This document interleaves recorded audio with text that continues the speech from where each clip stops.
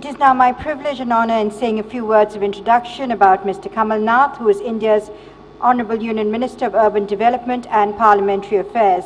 To address the growing urban infrastructure challenge in India, Mr. Nath aims to create economically vibrant, inclusive, efficient and sustainable urban habitats. As Minister of Parliamentary Affairs, Mr. Kamal Nath's job is responsible for the smooth conduct of business in both the Houses of Parliament. In his previous capacity as the Minister of Road Transport and Highways from May 2009 to January 2011, Mr. Nath created a significant momentum to the development of the national highways.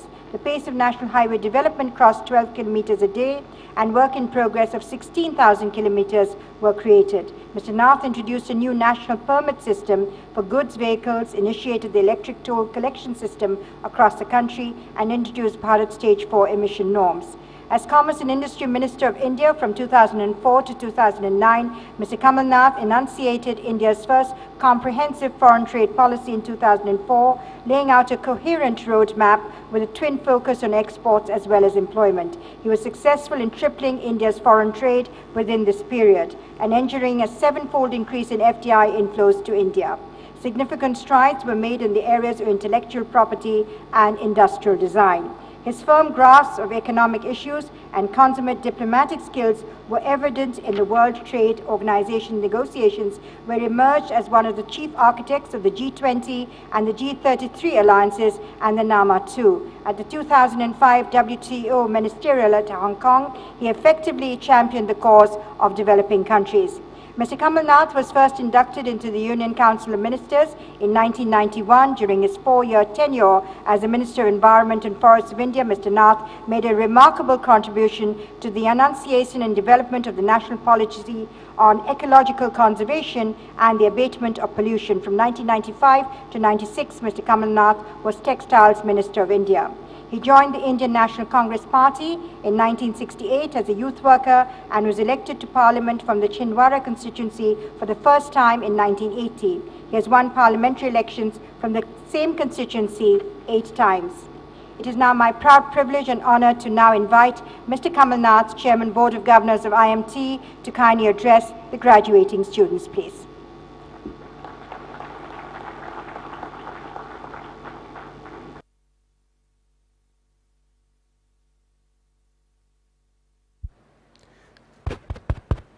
Mr. Anand Mahindra, Dr. Ranjit Goswami, members of the faculty, students, parents, ladies and gentlemen.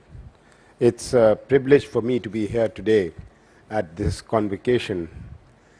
In a few moments from now, you will leave this hall as management graduates from IMT with new dreams and soaring aspirations as you commence your professional journey in the world of business and industry. Together with many others, you will engage in creating economic wealth and building the India of the 21st century.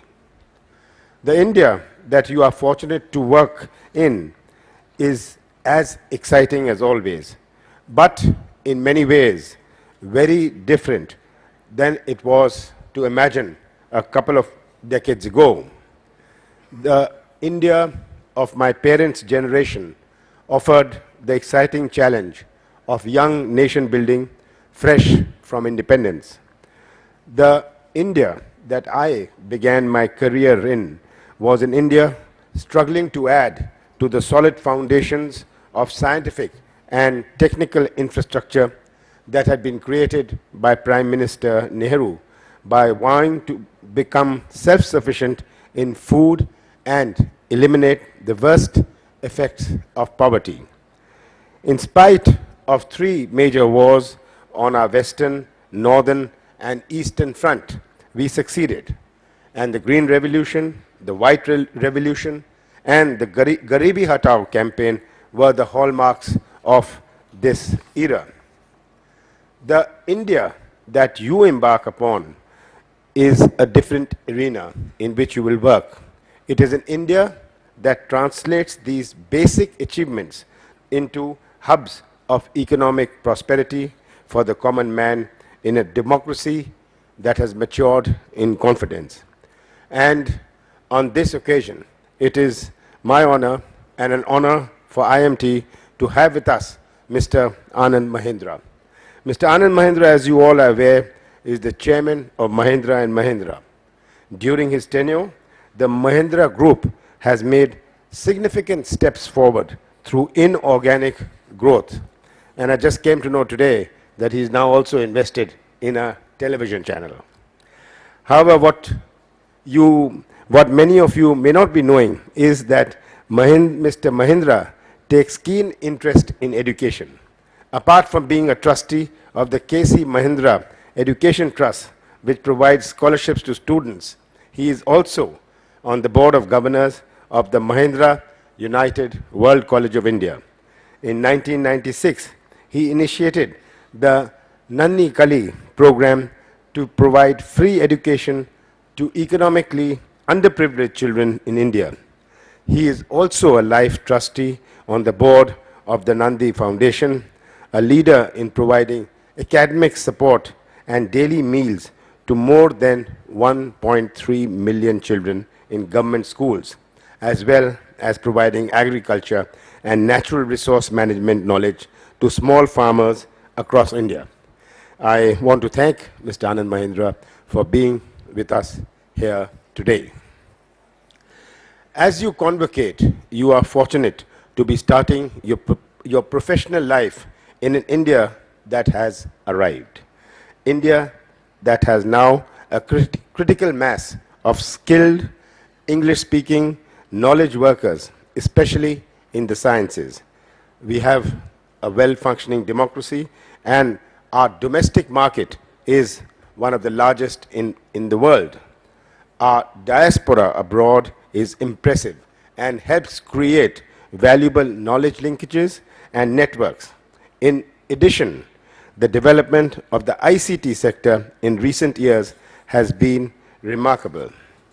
Steadily, India has firmly established itself in the global stage with countries and companies across the world vying and jostling for a strong and sustained presence here.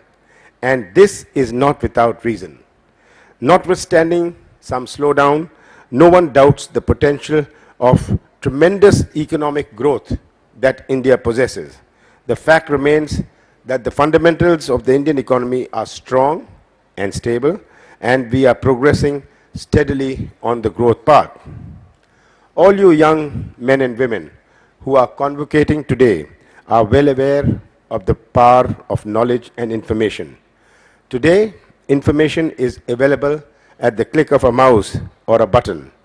Technology has changed the way we look at things, at concepts such as distance, time, teaching, and learning.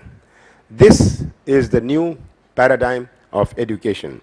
It requires self-motivation, self-learning, and, above all, self-exploration.